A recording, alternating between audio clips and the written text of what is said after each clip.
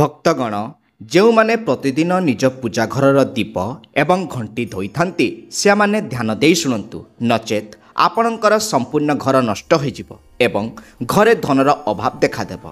भक्तगण जीवन में जेते असुविधार सम्मुखीन हुंतु ना कहीं गोटे कथा केबे भूलंतु नहीं, घंट देवादेवी मूर्ति एवं पूजा घरे दीप जलैबार भूल आपणक भाग्य खराब करि पारे। आम उपरे एपरी दुर्भाग्य आसे जे सेठारु मुकुलिबा असंभव हो जाए, घरे समृद्धि बंद हो जाए, सुख सरी जाए एवं दारिद्र्य आसी जाए जहाँ अस्थिर मने हुए। भक्तगण यह संभव जे आपण मध्य अजानतरे एही समान भूल करुछंती जहाँ फल टंका आपणक सहित रहे नाही, घरे अशांति व्यापी थाए एवं सफलता दूररू रही थाए। आमे प्रायतः जानतरे किंबा अजानतरे एपरी काम करू जहाँ आमर भाग्यर द्वार बंद कर दिए। अन्य सबकिछि खसीगले आम पाखरे केवल अनुताप छड़ा आउ किछि न थाए, किंतु भयभीत हुंतु नहीं।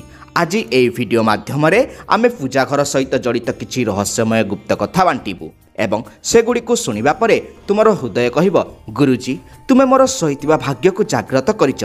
तेणु भक्तगण ये वीडियो शेष पर्यंत देख, कारण यह केवल सूचना नुहे, यह तुमर जीवन को परिवर्तन करिवार चाबिकाठी। अनेक लोक पवित्र वस्तुगुड़ी को धर्मर प्रतीक बोली मानी पूजा घर में रखती, किंतु सेमाने सबुठारु बड़ भूल करती।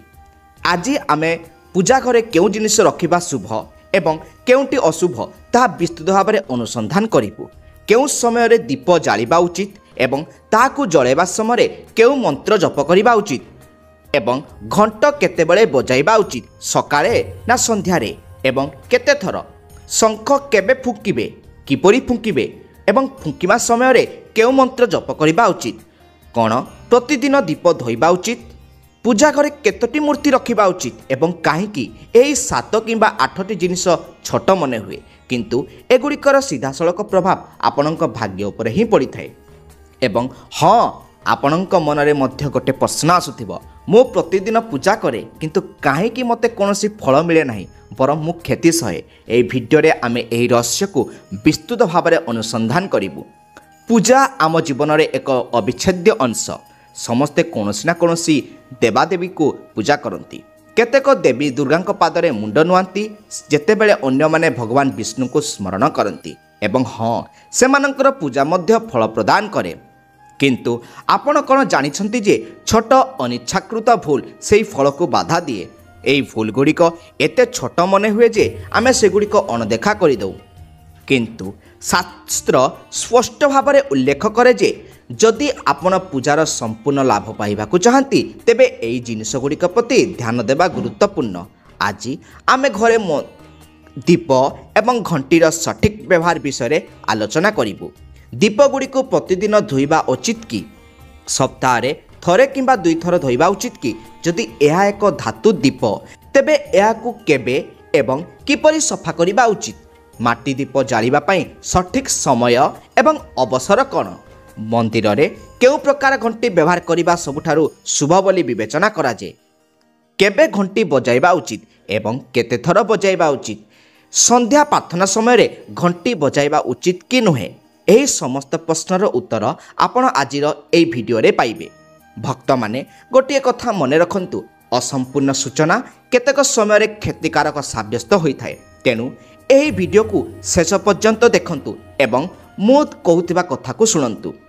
किछि लोक भिडियोटी को खंड खंड करी देखंती, मझी को जाई पचारंती जे समान जीवन रे सफलता काई पाई नांती।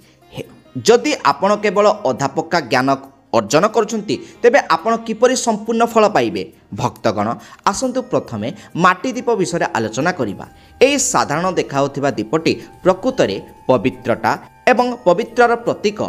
दीपावली हेउ, धार्मिक पर्व हेउ किंबा एक प्रमुख पूजापाठ, माटी दीप जालिबार निजस्व महत्व अछि। घर मंदिर रे किंबा द्वार पाखरे जलाइले एपरि अनुभव हुए जेपरि देवी लक्ष्मी स्वयं आपणक अगणारे प्रवेश करुछंती। किंतु भक्तगण दयाकरी ध्यान दियंतु जे जेतेबेले एही दीप मंदिर रे रखा जे यार नियम परिवर्तन हुए। थले जलाई दिया गले माटी दीप केबे भी मंदिर रखिबा उचित नुहे। प्रत्येक थरे एक नूतन माटी दीप व्यवहार करिबा शुभ बोली विवेचना करा जाए।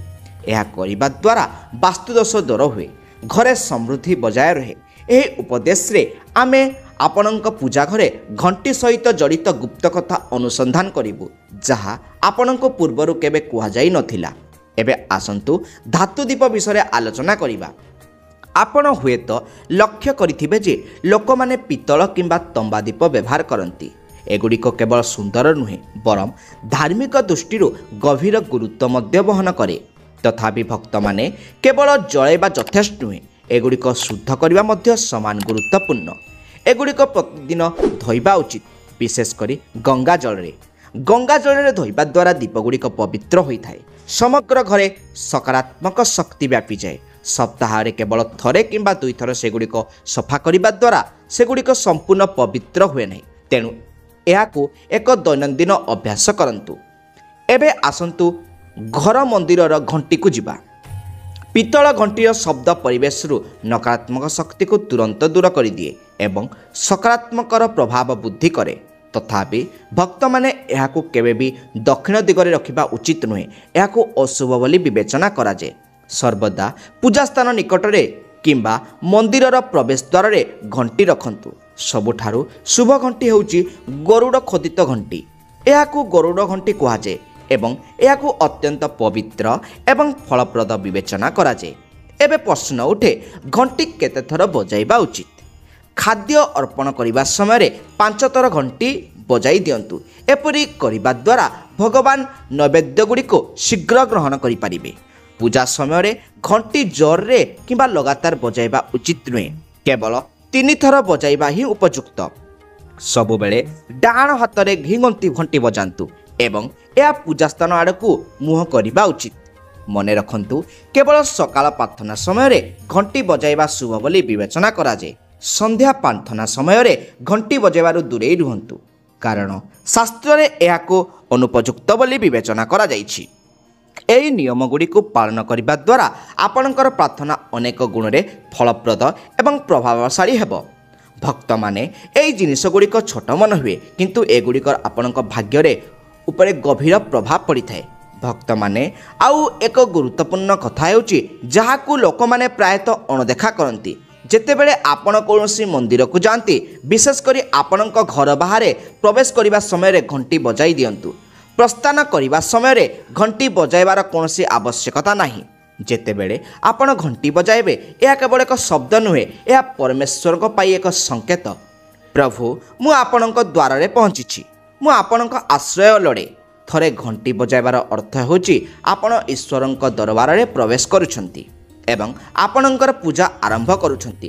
2 ଥର ଘଣ୍ଟି ବଜାଇବାର ଅର୍ଥ ହେଉଛି ଆପଣ ଆପଣଙ୍କର ପ୍ରାର୍ଥନା ଏବଂ ଚିନ୍ତାଧାରା ସିଧାସଳଖ ଈଶ୍ୱରଙ୍କ ସମ୍ମୁଖରେ ରଖୁଛନ୍ତି। ଏବେ ଭକ୍ତମାନେ ଆମେ ଆପଣଙ୍କୁ କିଛି କଥା କହିବୁ ଯାହା ଅନ୍ୟ କେହି ଆପଣଙ୍କୁ କହିବେ ନାହିଁ। ତେଣୁ ଧ୍ୟାନ ଦେଇ ଶୁଣନ୍ତୁ, କାରଣ ସେମାନେ ଆପଣଙ୍କ ପୂଜାକୁ ଆହୁରି ଫଳପ୍ରଦ କରିପାରିବେ। ଏବେ ଆସନ୍ତୁ ଜାଣିବା ମନ୍ଦିରର କିଛି ଜରୁରୀ ନିୟମ।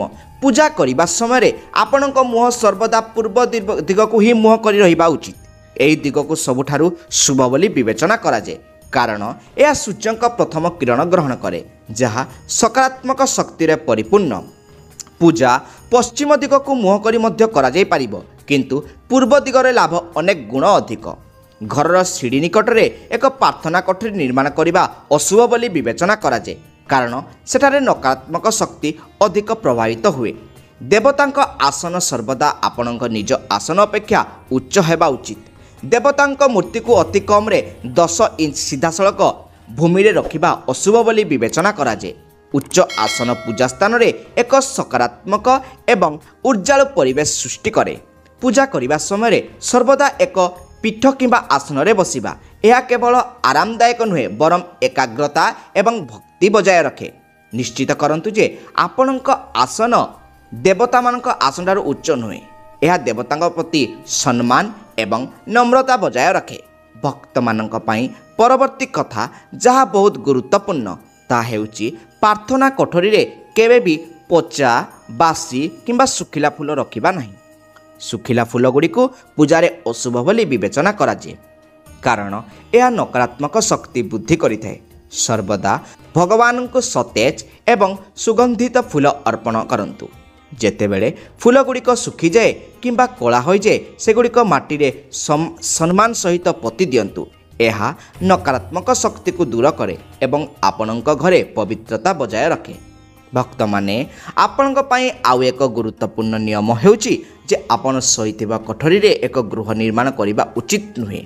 ଯଦି ପରିସ୍ଥିତି ଆପଣଙ୍କୁ ଆପଣଙ୍କ ଶୟନ କକ୍ଷରେ ଏକ ମନ୍ଦିର ରଖିବାକୁ ବାଧ୍ୟ କରେ, ତେବେ ଏହାକୁ ଘୋଡ଼ାଇ ଦିଅନ୍ତୁ କିମ୍ବା ରାତିରେ ଏହା ଉପରେ ଏକ ପରଦା ଲଗାନ୍ତୁ। ଏହା ନିଶ୍ଚିତ କରିବ ଯେ ରାତିରେ ମନ୍ଦିରରୁ ନିର୍ଗତ ଶକ୍ତି ଆପଣଙ୍କ ବିଶ୍ରାମକୁ ପ୍ରଭାବିତ କରିବ ନାହିଁ। ଏହା କରିବା ଦ୍ୱାରା ଘରେ ଶାନ୍ତି ଆସିବ। ପୂଜା ସମୟରେ ଆପଣଙ୍କର ଏକାଗ୍ରତା ଅକ୍ଷୁଣ୍ଣ ରହିଥାଏ।